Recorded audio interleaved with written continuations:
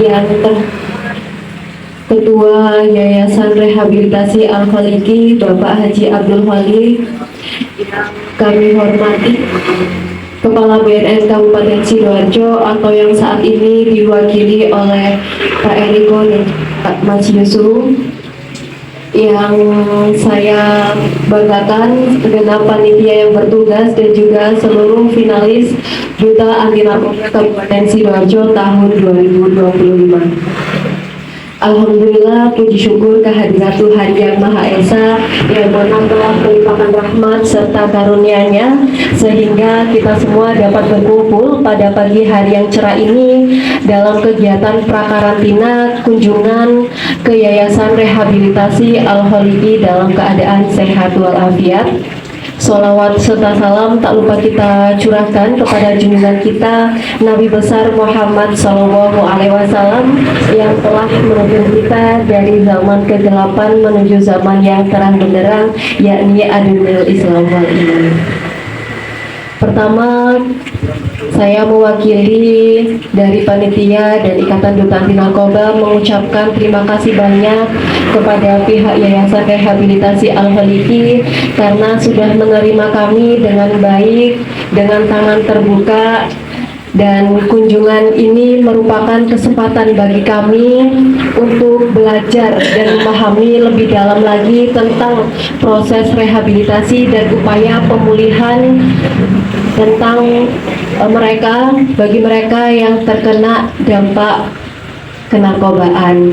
Kemudian di kunjungan rehabilitasi ini merupakan serangkaian dari kegiatan prakarantina dari pemilihan Duta Anti Narkoba tahun 2025 yang dimana bertujuan kami supaya nanti dari finalis pemilihan Duta Anti Narkoba Sidoarjo tahun 2025 ini bisa mendapatkan pengetahuan dan juga pengalaman secara langsung terkait dengan proses dari rehabilitasi. Saya berharap dari teman-teman finalis bisa memanfaatkan kesempatan ini dengan baik ya, supaya nanti bisa terrealisasikan di masyarakat nantinya. Selanjutnya yaitu sambutan oleh Badan Narkotika Nasional Kabupaten Sidoarjo kepada yang mewakili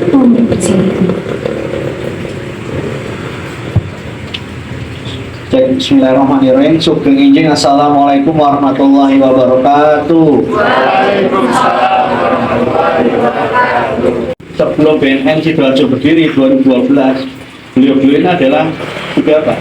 Menjadi pilot projectnya, motornya, menjadi pionirnya, menjadi apa sih IT ya? IT tentang masalah aksi dan kecanduan narkoba. Jadi sebelum ada BNN 2012 di Sidoarjo, beliau sudah berobat alas ya kan gitu. Jadi mengamalkan kalau mungkin ada beberapa yang katanya profesional di dalam adiksi dan apa gitu kan, nggak boleh sombong ya kan. Katanya adiksi dan apa ada yang ahli ya kan, atau ada yang duta juga sama. Duta narkoba ini kan nanti agak sombong dikit ya kan. Kayak oleh Romini ini dangak ya kan, kemarin itu Romini kan ya. Itu nanti apa? Nggak baik juga, makanya jaga sikapnya, jangan sampai sombong, jangan sampai riak, itu karena memang kita juga masih belajar. Kemudian yang kelima, terima kasih banyak adik-adik Duta Anti Narkoba ya kan. Yang pasti saya senang kalian bisa terpilih di sini ya kan, orang terbaik. Saya tanya sekarang, 20 ini orang sing PT pokoknya nyogok nggak? 1, 2, 3, ya kan? Semua proses kalian ikuti dengan yang terbaik gitu. Jadi ya semoga nanti ketika lulus dari Duta Anti Narkoba 2 tahun ke depan ya kan, selalu dapat apa ya, prestasi yang better ya kan. Saya juga pengen tahu let's see yang kemarin ada beberapa ikutnya yang tangkrom ya kan, kita rapat itu saya let's see aja, saya nggak ngejat ya. Let's see 5 tahun depan saya pengen tahu yang tangkrom yang mengundurkan diri itu seperti apa gitu. Saya pengen tahu aja itu aja sih. Apa lagi ya? Mohon maaf saking dulu, namun sangat kalau saya datang terlambat atau full gitu, mungkin disampaikan oleh Dr. Eriko.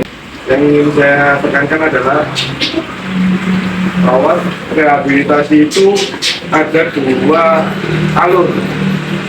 Yang saya tekankan di sini adalah alur dulu, jadi pengetahuan tentang alur untuk rehab, dimana bisa disampaikan kepada teman-teman kita. Yang alur pertama adalah alur volunteer atau alur di mana penyalahguna itu melaporkan diri secara langsung ke BNN. Itu akan dilakukan rehab secara mandiri dengan ada prosedur-prosedur atau ada tes-tes yang harus dilalui bersama-sama untuk mengetahui tingkat keparahan dari penyalahguna tersebut. Sedangkan alur yang kedua adalah alur dari tangkapan dari pihak kepolisian atau dari pihak BNN, di mana yang bersangkutan terbukti tidak masuk jaringan, dia wajib untuk dilakukan rehabilitasi melalui proses YAP, tim asesmen terpadu. Dua alur ini yang harus benar-benar mengerti. Jadi alur yang pertama adalah alur volunteer, di mana tidak akan terjadi penangkapan ataupun apa, yang bersangkutan datang sendiri atau diantar keluarga. Yang kedua lewat jalur penangkapan tadi, selama tidak terbukti dia masuk ke jaringan sesuai dengan aturan pemerintah yang berlaku, bahwa yang bersangkutan berhak untuk melakukan rehabilitasi. Untuk alur rehabilitasinya, setelah kedua ini datang ke BNN, dilakukan proses asesmen. Asesmen menentukan tingkat keparahan dari yang bersangkutan. Tingkat keparahan dari penyalahguna itu melalui asesmen, karena asesmen tim asesmen terpadu itu ada minimal ada 3 unsur. Pertama dari BNN, dari medisnya, dari psikolog, terus kemudian dari tim hukum. Tim hukum ini ada dari kejaksaan dan kepolisian. Jadi ada 4 orang yang menentukan tingkat keparahan dari yang bersangkutan itu untuk dilakukan asesmen, menentukan derajat tingkat keparahan yang bersangkutan dalam penyalahgunaan narkotika. Ya. Menginjak ke proses selanjutnya, setelah dari tim TAT selesai, tentukanlah apakah yang bersangkutan masuk proses hukum atau dia masuk proses rehab. Kalau dia masuk proses hukum, berarti dia tersangkut ke jaringan. Kalau dia proses rehab, berarti dia digunakan untuk rehab karena tidak tersangkut dengan proses jaringan tadi. Proses hukum tidak ada, terlewatkan.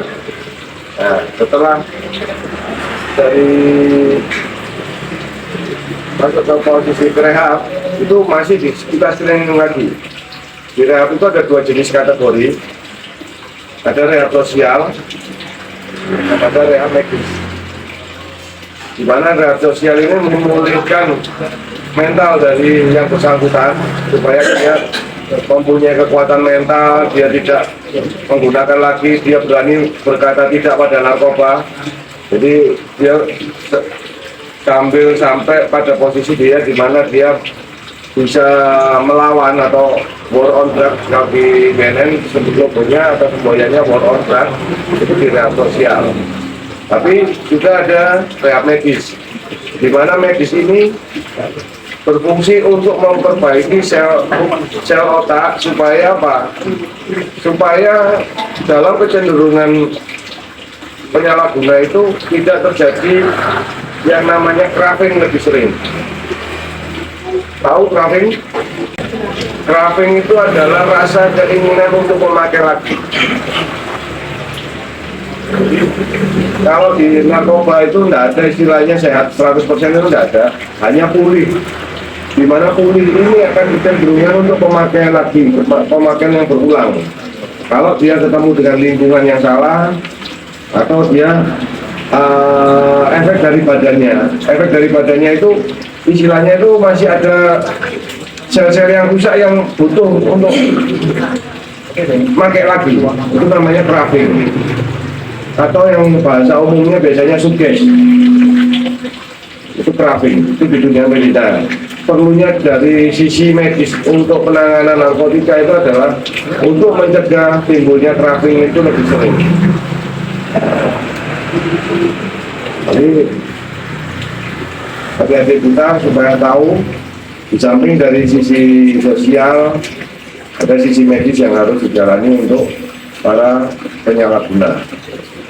Karena apa? Supaya dua-duanya ini bisa jalan simultan. Kalau dia sosialnya sudah bagus, dia sudah mentalnya terbentuk, dia sudah berani melawan narkotika, tapi badannya ini masih belum dibeneri, dia akan jatuh lagi. Karena proses craftingnya ini yang belum ditangani. Itu yang sering kena terjadi di BNN. Kenapa kok pasien ini sering makai lagi. Akhirnya itu ada periodik tertentu di mana crafting itu muncul atau sukses itu muncul. Dia kalau ketemu temennya lama, dia pasti akan istilahnya apa ya? Kalau anak-anak sekarang itu crafting itu namanya gagal move on. Masih kenangan dengan mantannya masih teringat terus.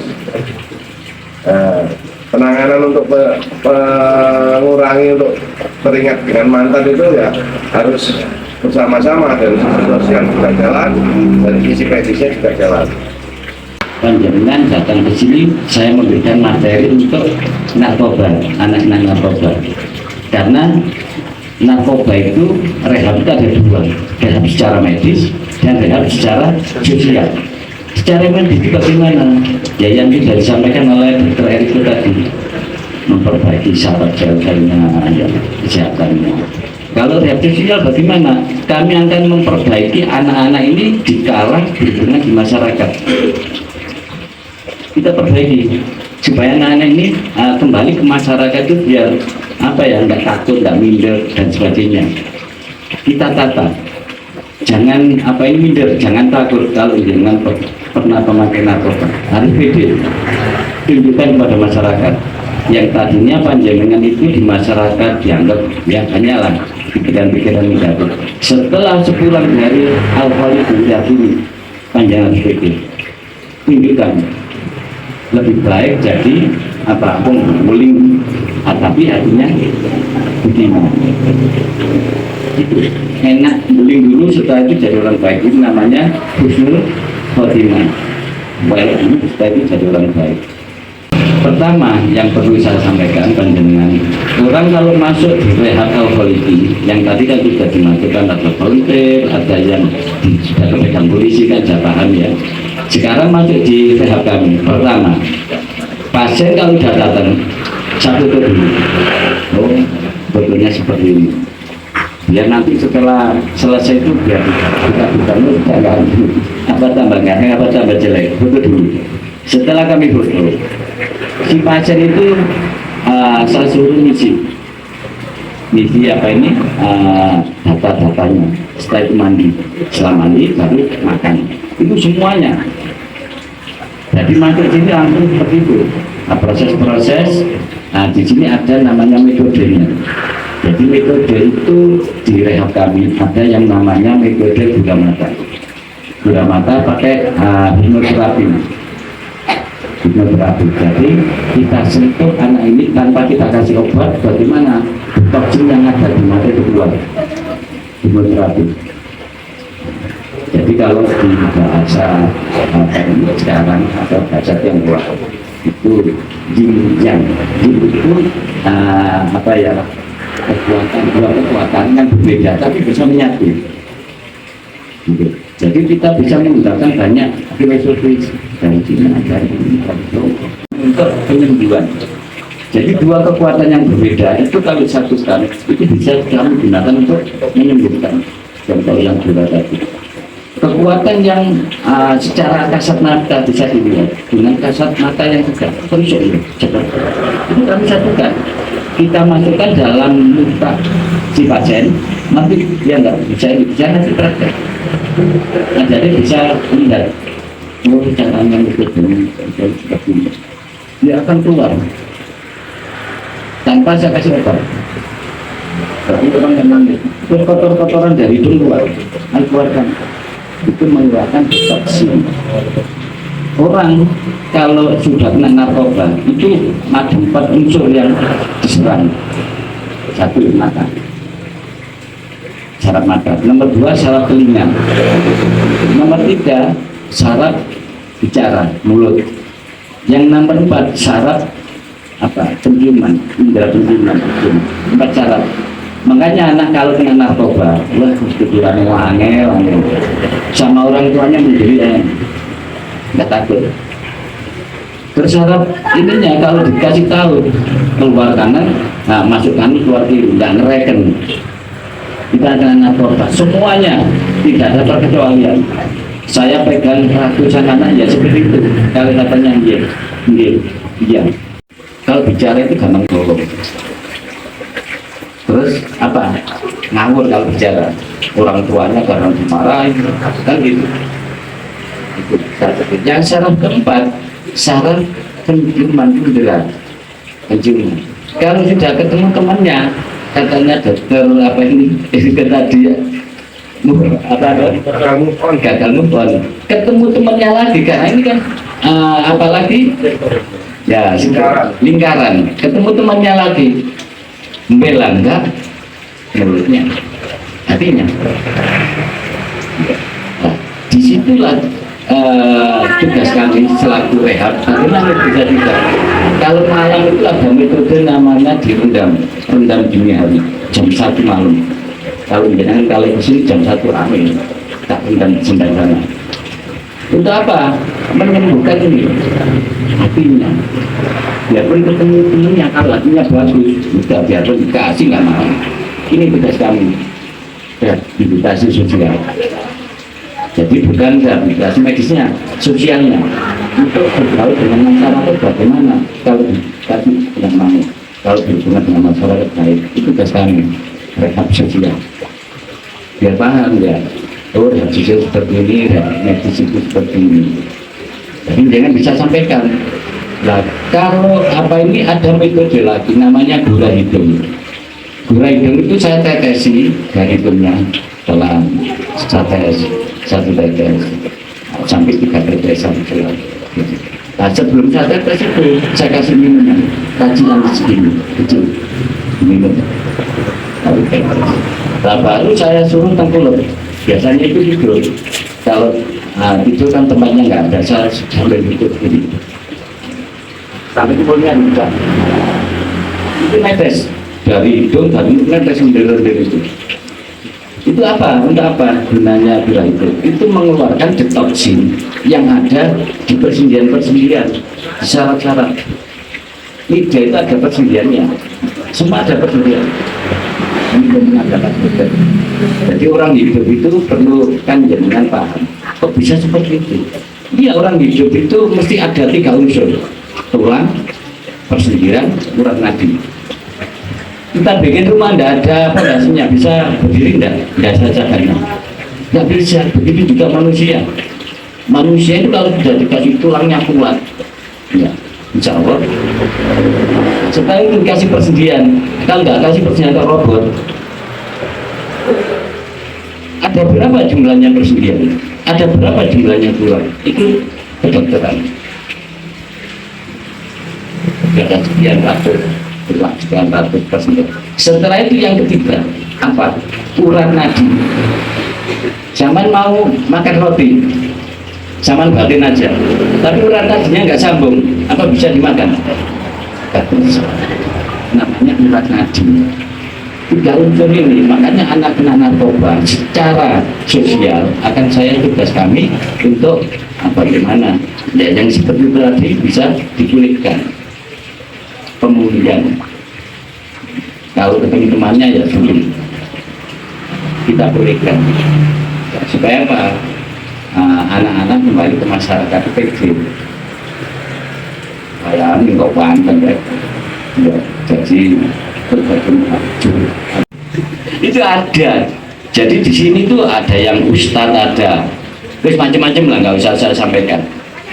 Mulai dari masyarakat bawah sampai masyarakat atas itu ada semua di sini. Karena kami yang menangani. Jadi nggak pandang anaknya orang ini, enggak, biarpun namanya orang nggak duit, ibunya itu baru cucu pakai. Oh ada bapaknya lo sudah punya nama pakai, ya kan nggak bisa pilih-pilih seperti itu. Semua yang bahayanya narkoba. Makanya Indonesia ini nggak bisa diserang dari obat-obatan.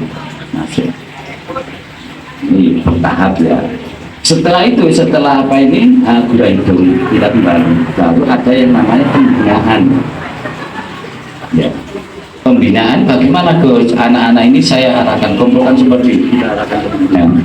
Ada yang konselor, konseling, ada tugasnya sendiri. Kalau di sini tugasnya pembinaan, sholat. Kalau di sini wajib 5 waktu dilakukan. Agama saya itu bagaimana? Besok sama diem nggak apa-apa. Diem Tuhan sampean siang pas panas saya cekari. Gunanya apa tuh? Untuk mengeluarkan toksin lewat pori-pori. Ya, ingat. Itu dia benar. Rutin supaya toksinnya itu keluar. Saya gelontor sama ramuan tradisional. Terus anak narkoba dikasih apa sekarang katanya? Kasih pil, tambah. Ya, oh dikasih pilih aja. Terus racun yang masuk di sel-sel tadi adalah jutaan sel ya. Ya ramu-ramuan, insya Allah ramuan yang sudah kami aman jauh itu. Polres Alkoholiki Sidoarjo.